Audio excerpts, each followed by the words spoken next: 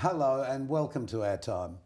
Epilepsy is a disorder of the brain where the electrical and chemical activity of the brain loses its usual coordination for various periods of time, causing seizures.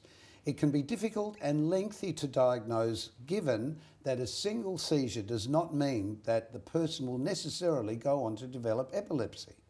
Well, here to explain a lot more is epilepsy educator and registered nurse, Michelle Dixon. Welcome. Thank you. Thank you for having me. Don't throw yourself on the floor and have a fit. I will try not to. I mean, we can make light of a subject like this, but that was a bit complicated. What really is epilepsy in layman's terms? Okay. So the way that I like to describe it is that the brain wants to reset. So we have neurons in our brain talking to each other all the time, billions of them sending their messages through our nervous system, getting us to do everything that we do. Before we even think about it, it's happening. So my brain knows I want to move my hand before I've moved my hand. Yep. So these messages are going through. When I have a seizure, or when someone has a seizure, the messages start firing 5 times faster than normal, those neurons, and those messages get muddled up. There's all this electrical activity produced by that in the brain, and the brain really doesn't like it, so it sends it out to the body, and this is what we see in a seizure. But because those messages are all muddled up, you don't get a regular movement, you get something that is unusual in what you see. So that's basically what a seizure is. Okay, so how did you get involved? I've worked at the Flinders Medical Centre as a nurse since 2008 until just over a year ago when I joined the Epilepsy Centre. So when I was working at Flinders, I was working in the stroke and neurology unit, and in the neurology unit we have all the brain issues. So seizures is one of those, and epilepsy is part of that. Right. Is there a real understanding, apart from that explanation that you just gave, as to what causes the brain to do that? Is there? Not really. We don't know. No, we do know some of the things. Head injuries, trauma at birth. Well, those things make sense. Yeah, those kinds of things. But it doesn't always affect people that have had those things. 40% of people, we don't know why they develop it. Sometimes it's a genetic disorder, right. Depending on what's gone in, what the genes are in the brain, it can cause different various syndromes of epilepsy and different types of epilepsy as well. Could I suddenly develop epilepsy? Could a child suddenly develop it and grow out of it? Yep. There are a few different types of epilepsies that children can grow out of. There's not too many. Anyone can develop epilepsy. Certain people have a predisposition to it in their genetic makeup, and they may or may not go on to develop it in their lifetime. But you could develop it if you received a knock to the head that was quite serious, or you had a stroke, or developing dementia, some kind of issue in the brain that was enough that caused enough damage or scar tissue in your brain to develop epilepsy. Right. Well, that's interesting. So just tracking back, there's a lot of talk, or there has been a lot of talk in the past few months about football players with the injuries that they've had banging into each other. Yeah, sure. And people looking into that. Could that be a cause? Absolutely.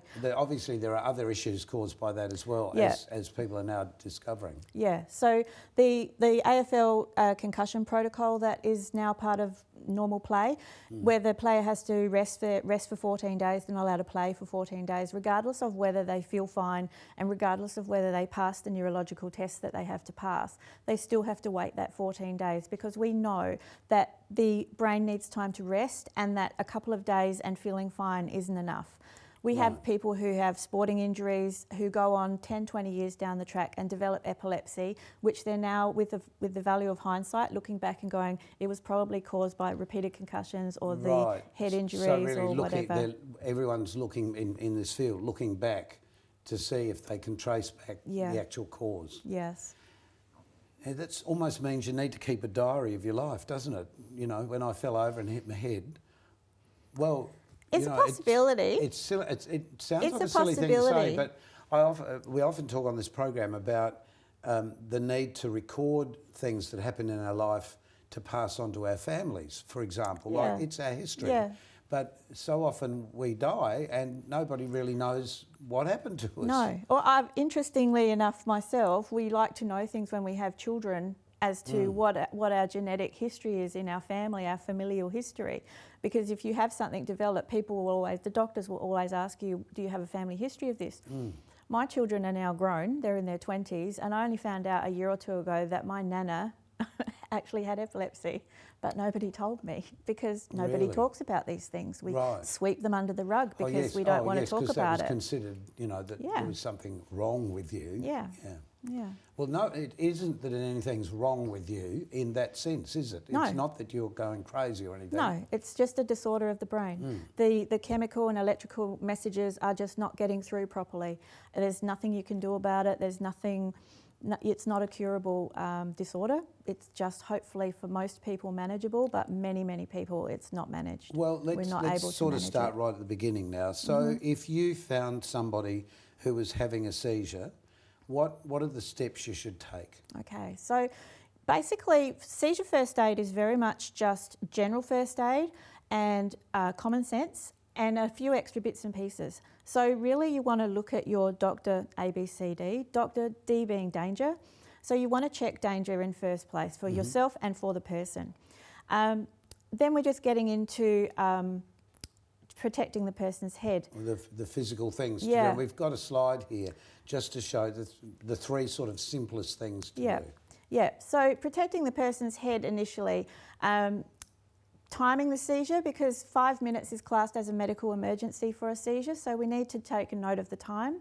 As soon as we can, we want to put the person into the recovery position, and that's what those pictures on the slide there are showing, is putting someone into the recovery position. And that's a position where somebody is not able to swallow their own secretions, where it would go into their lungs, their tongue won't block their airway, so they're able to breathe and be stable, and they can't roll back onto their back either. Right. So it's the safest position to be in. Okay, so here's some vision of somebody having an epileptic seizure. On the left-hand side of the screen. So we've got this young lady is having a seizure in a doctor's office or a hospital's room where they're doing an EEG test at the time. So That's on the left-hand side. They're measuring her brain waves in order to check that this is an epileptic type seizure.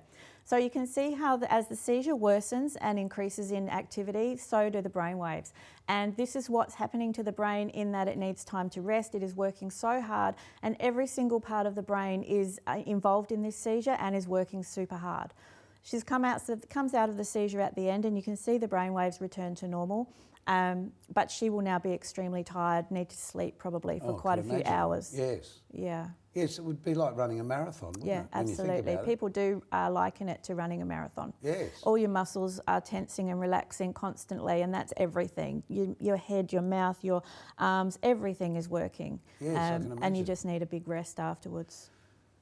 There's so much we don't sort of understand about our brain, isn't there? It's still the great mystery of the That's universe. true. Yeah, there's still a huge percentage of the brain that we really don't know how it works and the functions for every single little part of it. It's very, very complex. Well, some years ago we had someone from Flinders here talking about the need to leave your brain to medical science, I guess is the simplest way to put it.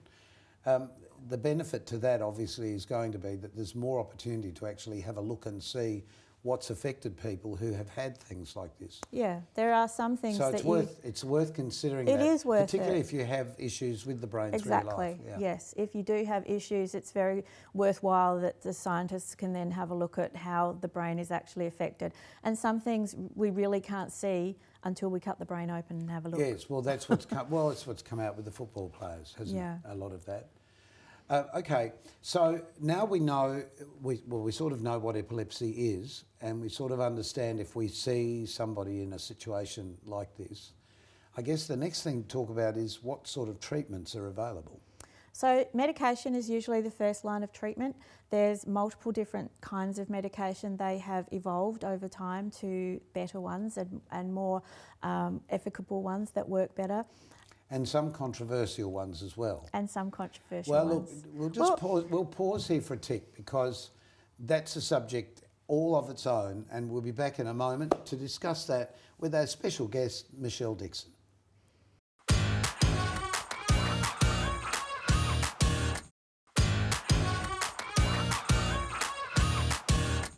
Michelle Dixon is our guest, and we're talking about epilepsy. Michelle's an educator and a registered nurse. Michelle, we just started to talk before the break about treatment. So epilepsy in the past was sort of a lock-upable treatment, wasn't it? Lockable because because it's a disorder that shows up on the outside of the body, people would be thought to be mad, so they would be locked away. I even had a disability care worker recently who come from another country. I don't know which one, so I can't actually say. However, she remembers growing up and the little girl next door, she now realises had epilepsy, but the whole village thought she was possessed. Yes. So it's that kind of thing where they used to lock people away. At the end, isn't it? So we now have a lot of medications that we can try. Doctors will look at the seizure activity and work it back to the area of the brain and then pick the medication that is most likely to be effective. Because this relates to different types of seizures? Yes. So different medications? Different medications work better for different areas of the brain, okay, and for different presentations of seizures. And some people will have just one or two types of seizures, some people might have multiple types of seizures.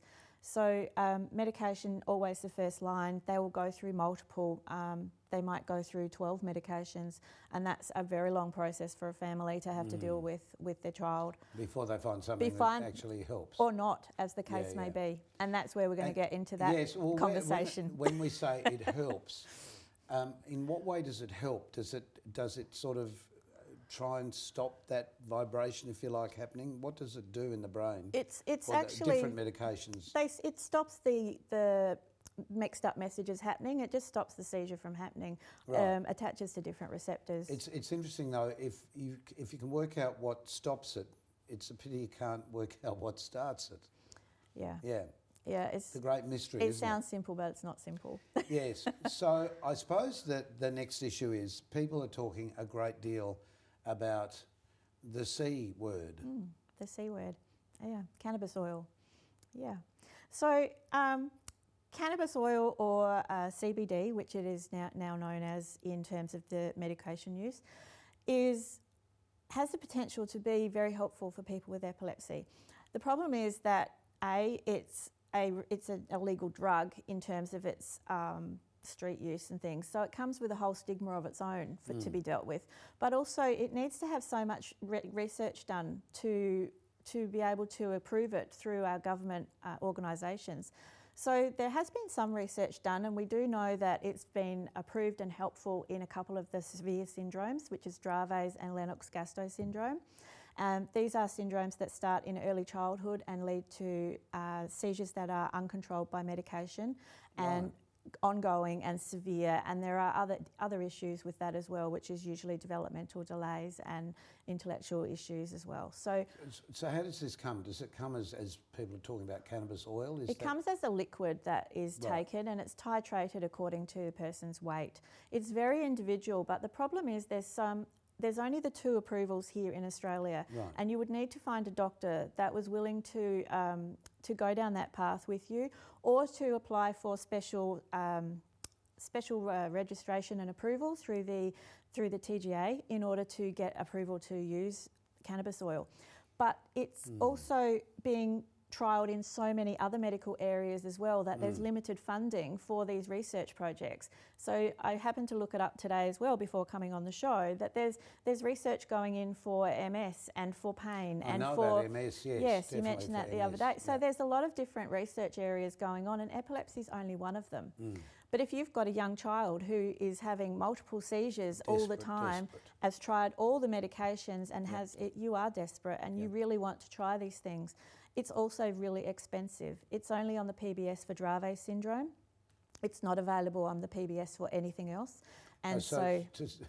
So you actually don't want your kids or family smoking cannabis, because that's not the point. It's completely different. It's got nothing to do with that line. No. And in many ways, when we think about it, you know, where does heroin come from? Where does cocaine come from? Where do the things that now are accepted in modern medicine that snuck in almost without any research at all? Yeah. And over the years, they've found, you know, the right use for those things for so many different But now we have the Therapeutic Goods Administration, the Food and Drug Association. We have to get these things passed by. And then they are bringing that medication up to a level, and they've checked on side effects, they've checked on outcomes, they've checked whether it's useful for the majority of people, how many people have negative effects before it's actually useful. So there's a lot of important research that needs to be carried out before we can actually get it approved across the board. But it's very difficult. If I had a child that had epilepsy like this, I would totally understand seeking it out. like we have people wanting to do because they just want to try something. Well, I think we're hearing about that more and more. Definitely there are television programs made about the investigation into, I've forgotten how many different sort of chemical compounds there are within the cannabis oil that's available, but unresearched. Yeah, I don't know. No, it's huge. It's huge, and it's just a matter of time, I guess, before that happens. But if you're living a life and your life expectancy is going to be shortened, it can be shortened, can't it? Yeah, yeah. About the average epilepsy disorder person with epilepsy shortened life by about 10 or 12 years to a person that doesn't have epilepsy. And added to the times they have to rest because of having the seizure, I guess. Yeah, depending on the level of seizure activity that they have, and the level of control will depend on the impact in that on that person's life. Well, we found you through the Epilepsy Association here in South Australia and Northern Territory, and I was really surprised because, first of all, I didn't personally know an organisation even existed, and I certainly didn't know how many people were involved within the organisation and the assistance they were giving people by simply calling up. And they, of course, put us on to you because they said, you're a good talker. Yes, as I said, I talk the hind leg off the donkey. But when you have lived experience of these things, you know, it's all right to talk as an administrator, but when you have lived experience, you're the people that need to be giving the advice to the people making the decisions on these things, particularly like the treatments or the drugs or whatever. Do you feel that you're sort of banging your head against a brick wall at times? Sometimes. Yeah, sometimes, and it's often nobody's fault in some respects. You can be banging your head against the wall because your client can't get to see a neurologist in a good time frame. They're having to wait months. Because there's not a lot. Because we don't have very many, and because they're so busy. How many are there, say, in this state, in South Australia? Oh, absolute number, I'm not sure, but I know we have 4 specialist epileptologists.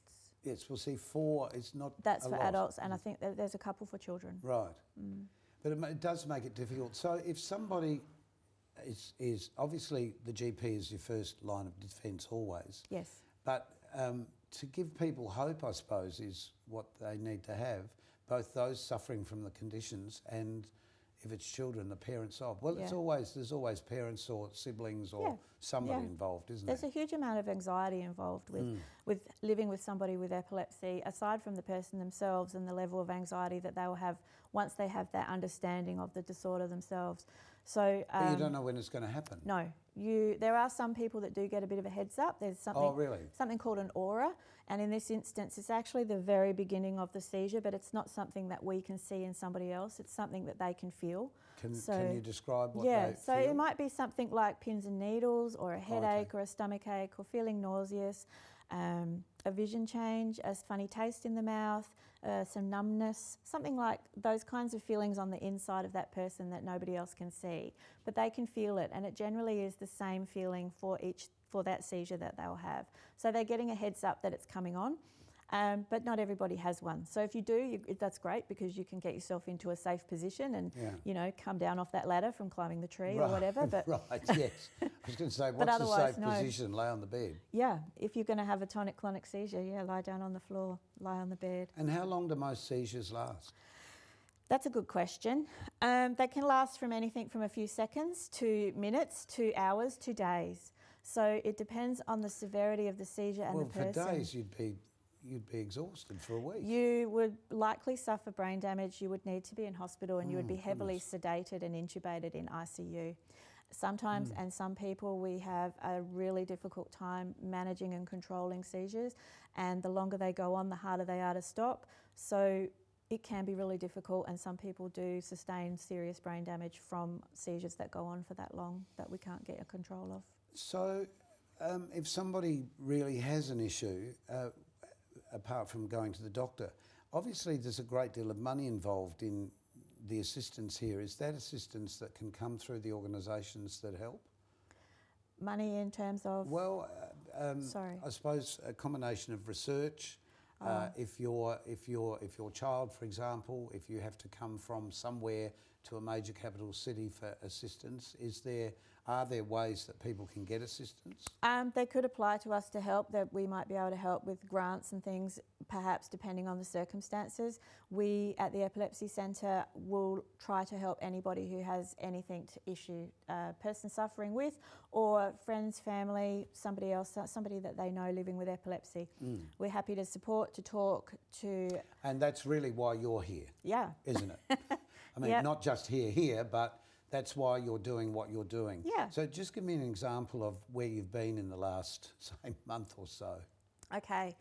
Well, I can only backtrack short. So Friday I went to Ross Trevor College to do education. Then I went to Taparoo Childcare Centre. This week, tomorrow I think I'm in Elizabeth South. Following the end of next week I'm in Salisbury. Also got another one at McLaren Vale. Right, So, we get the idea. yeah. So how do people contact, or how do people know you exist, and why do they get you out in the first place? Okay, we would love to do education for everybody. Everybody should have education on what is epilepsy and how to look after somebody having a seizure. Well, However, we've tried a little bit that in this doesn't program. work. So yeah, anybody who is living with epilepsy or knows somebody with epilepsy, if they contact us, we can offer them support, we can offer assistance with different avenues to go down. We can do education, and that's one of our main things is education.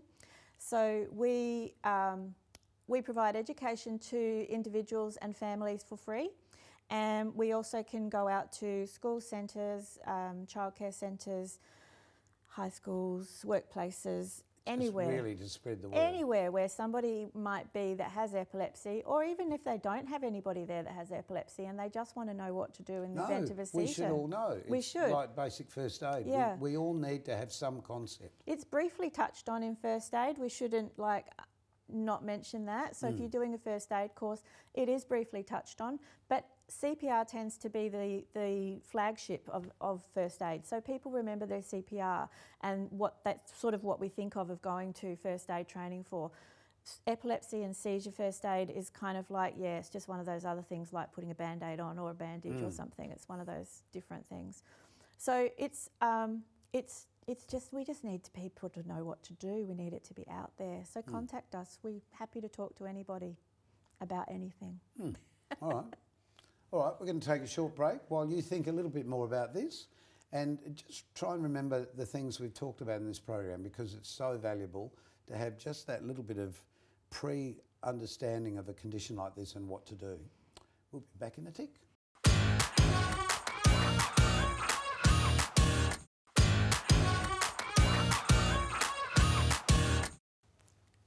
And welcome back.